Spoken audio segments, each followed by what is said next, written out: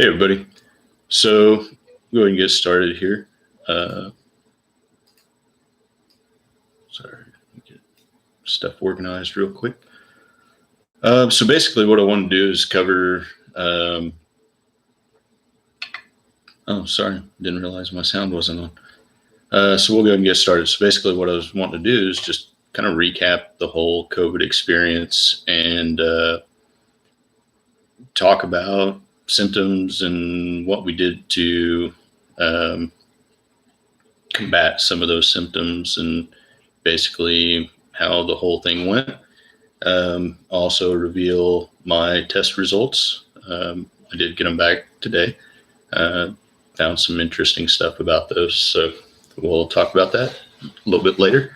So we'll go ahead and recap the symptoms now. So day one symptoms was basically a mild head cold. There wasn't a lot more to say about it.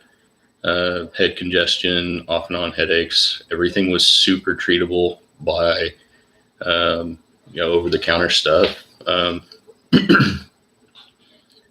Sudafed, allergy medicine, Tylenol, Advil, that kind of stuff. It was all easily treatable, easily went away. Second day, same thing, congestion, off and on headaches. And then that was the day that I had the mental fog. And it was, that was probably the worst part of the whole COVID experience was the mental fog. It just, it was hard to concentrate, hard to think, hard to speak even. It was hard to put together a sentence and sound like I had half an idea what I was talking about. The third day, symptoms got a little worse. The congestion and everything was still there. Headaches got better, didn't have as much of those. Diarrhea, pretty bad on the third day. A little bit of productive cough, and I started losing my taste and my smell. And that's something, so if you do come down with COVID, check that because you won't realize it's gone until it's gone. It's really weird the way that works, but I checked it multiple times daily using apple cider vinegar, and when it was gone, it just, you can't smell it anymore. The taste, it never fully went away. I could still taste stuff here and there. It did change what things taste like. The apple cider vinegar tasted like an unsweet, watered down apple juice. It didn't even have a vinegary taste anymore. It's pretty well back now though. I mean, I can taste everything just fine. Everything tastes as I would expect it to.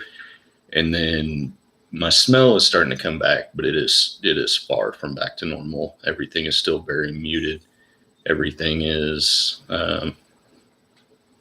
it's not back to normal yet. So day 4, mild head cold still, even less headaches than the day before.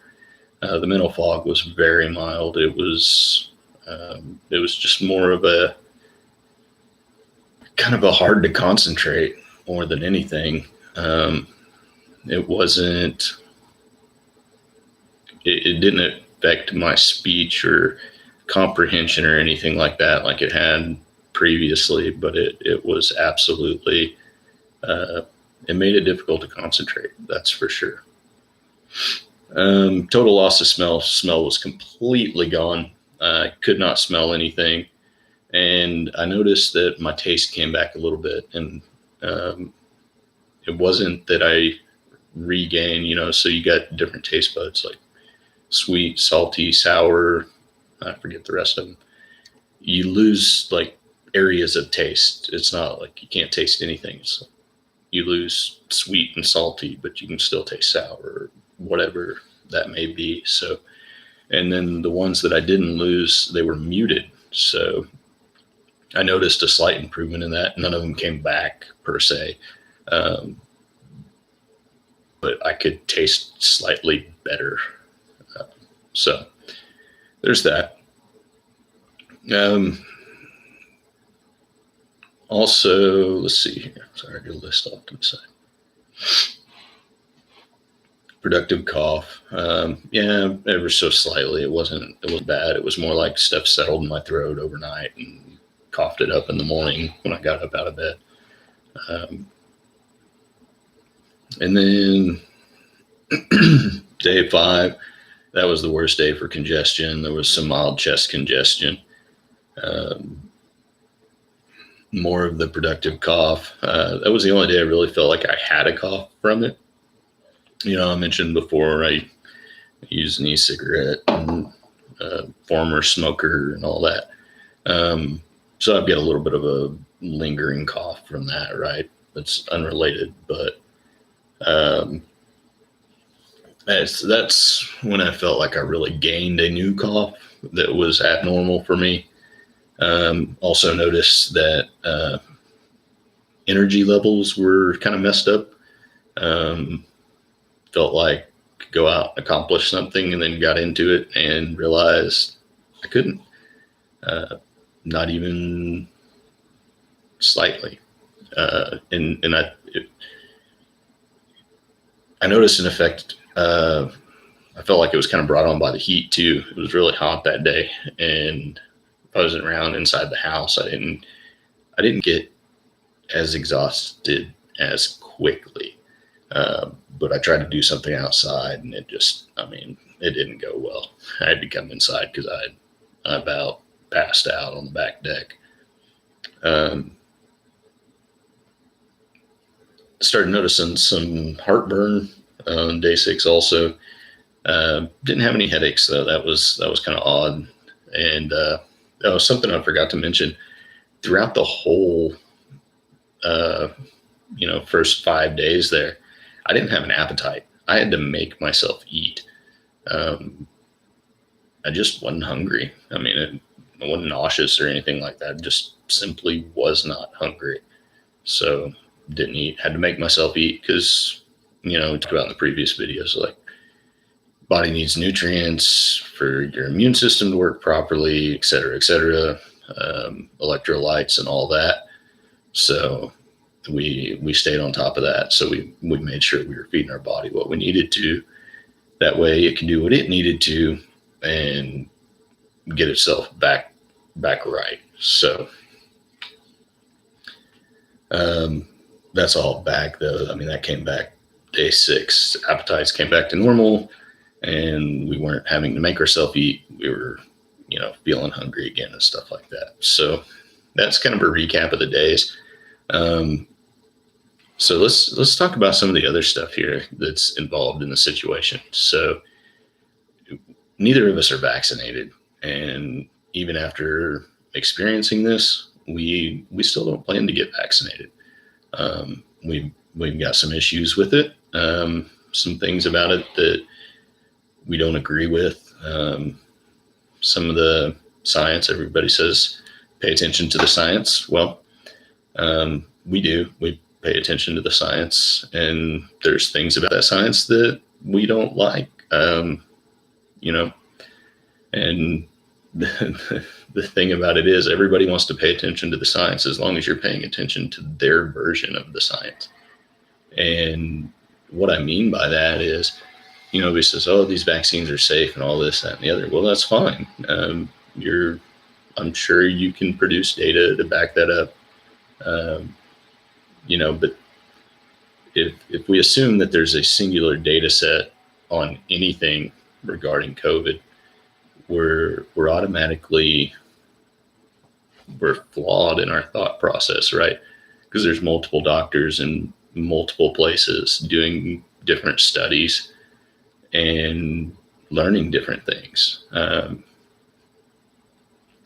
You got to take that for what it is. Some of the things that they're learning, they don't jive with the mainstream ideology. Some of the information that the CDC is putting out and Dr. Fauci is putting out and things like that. And, some of it's contradictory, and we've we've chosen to follow the resources that we felt like had the backing, um, the consistency, really more than anything. And it's hard to buy into a notion when the news is in the same news story saying, well, you have to, if you're vaccinated, you're covered, and you're fine and you're not going to catch it, but you still have to wear a mask and you still have to do all this other stuff. It just gets confusing. So we did independent research on it. We researched other doctors and what they had to say about it and formed our decision. And that's how we got to not getting vaccinated. So with that, we also did research on different therapies and treatments for COVID. We elected to, we took the normal vitamin regimen that everybody promotes, the D, zinc, and C vitamins. There's a lot of research surrounding that, not even just directly related to COVID, but just related to immune systems and general health and your body's ability to fight things, just generally speaking. So we had a vitamin regimen. We also chose to take Ivomec daily.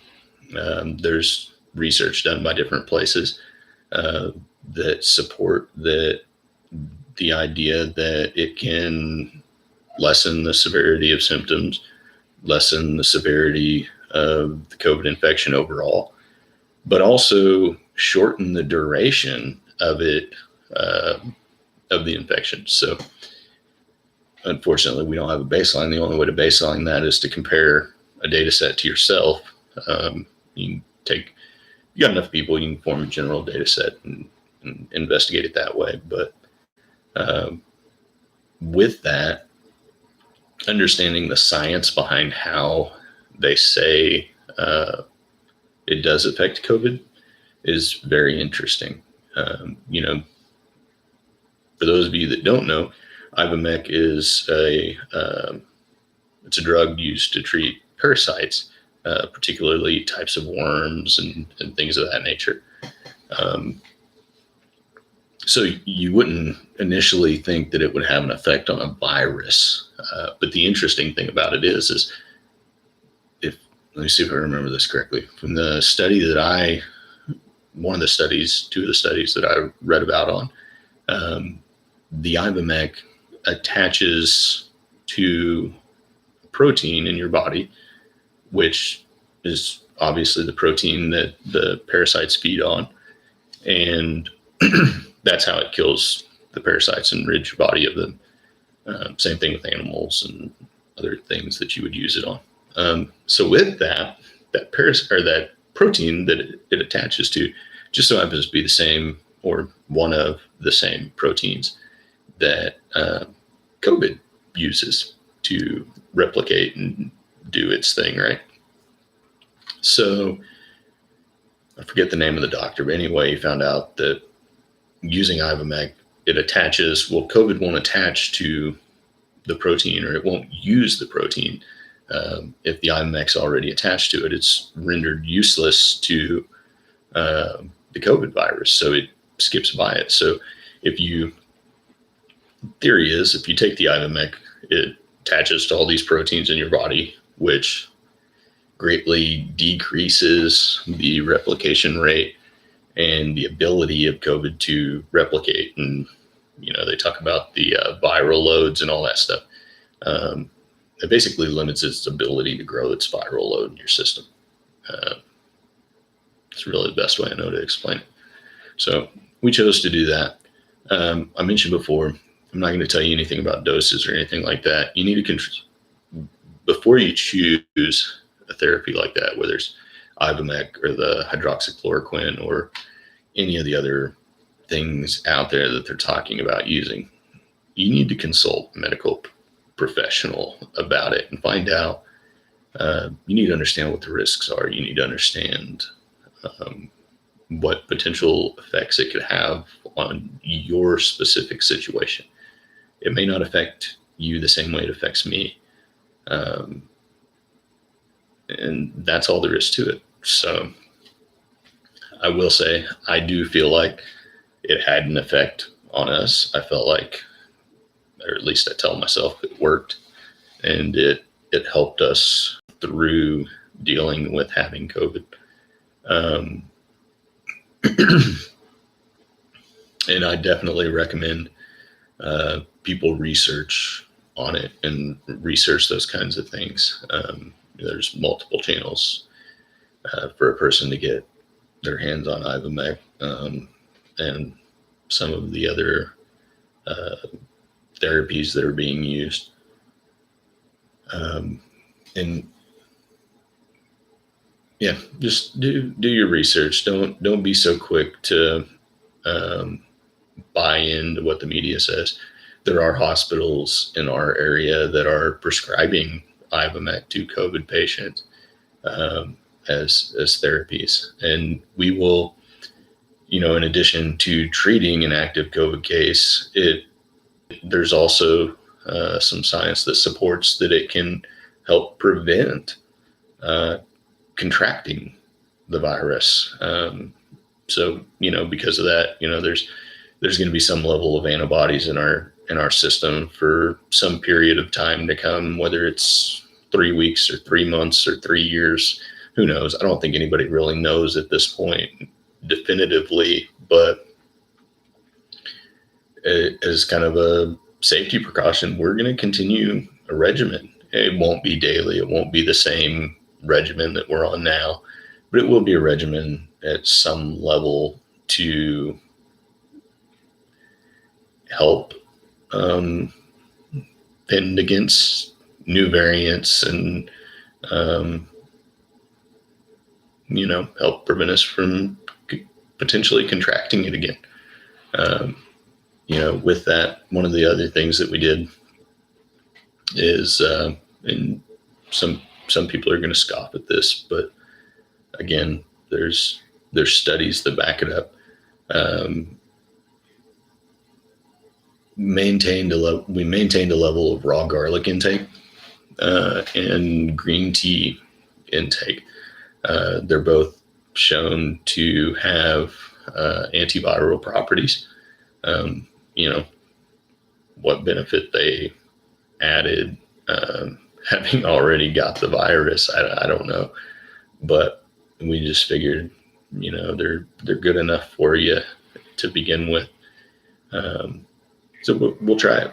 We're going to throw it at our body and see if it has an effect. Hopefully it has a good effect.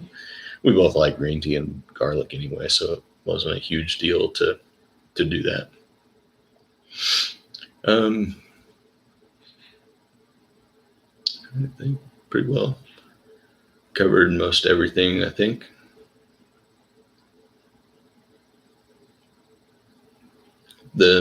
I guess the big thing that I want to leave everybody with is do your research and do independent research, true independent research. Don't be bullied by the people on Facebook or blindly follow the media. Actually spend the time to sit down and do the research on the stuff that people are trying to hush and keep you away from. I don't want to get into the misinformation argument, but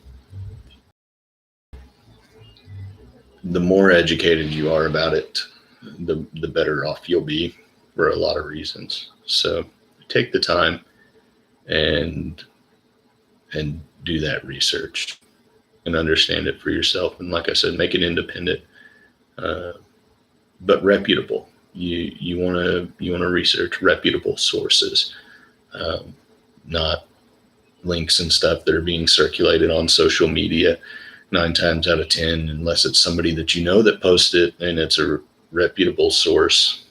They don't hold weight, so they're not reliable. That's the way I should say that, I guess. Look for peer-reviewed articles and things of that nature. Those those are generally pretty good resources. Anyway, no questions. That's all we've got for now. We'll, I did tell you I was going to tell you what my test results said. So I did go get tested. It was a PCR test, and I still tested positive, which didn't surprise me. There is merit to the argument that,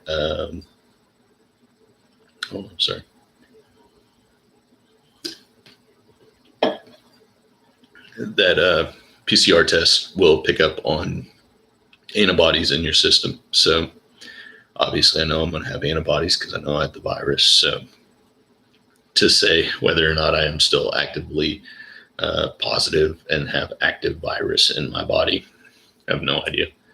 I don't feel like it, but according to, put on my official hat here, according to CDC guidelines, I am no longer contagious, and I should no longer have active virus. Yada, yada, yada.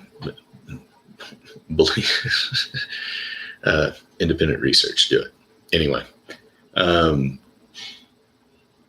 yeah, so there's that.